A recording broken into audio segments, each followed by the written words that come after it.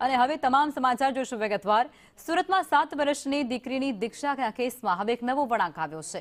માતાના વકીલ કેતન રેશમવાલાનું આ નિવેદન, જેમાં તેઓ કહી રહ્યા છે કે કોર્ટે દીક્ષા પર કોઈ રોક નથી લગાવી।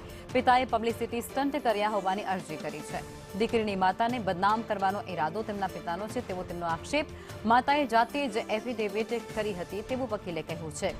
વધુમાં તેઓએ કહ્યું છે કે દીકરીને હમણાં દીક્ષા નહીં આપવા માટે પિતાની સંમતિ છે। દીકરી પુખ્ત વયની ન થાય ત્યાં સુધી દીક્ષા નહીં આપવામાં આવે।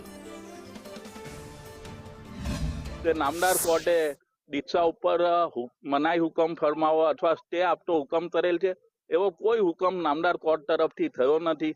એ માતાને બદનામ કરવા અથવા સમાજને બદનામ કરવા ખોટું બ્રીફિંગ થયું છે, તો સાચું હકીકત જાહેર કરવા અને નામદાર કોર્ટનો કોઈ હુકમ નહીં હતો એ હકીકત જાહેર કરવા અમે આજે આ પ્રેસ કોન્ફરન્સ કરેલ છે। કોઈ સમાજ આવો દીક્ષાનો કાર્યક્રમ યોજશે પણ નહીં, કોઈ ધર્મગુરુ એમને દીક્ષા આપશે પણ નહીં અને માતા પણ એના પિતાની સંમતિ વિના આવી કોઈ દીક્ષાનો કાર્યક્રમ આયોજિત કરશે પણ નહીં। અમે જ એફિડેવિટ કોર્ટમાં આપી છે કે પિતા અને માતાની બંનેની સહમતિ હોવી જોઈએ, તો જ હું પણ દીક્ષા કરીશ।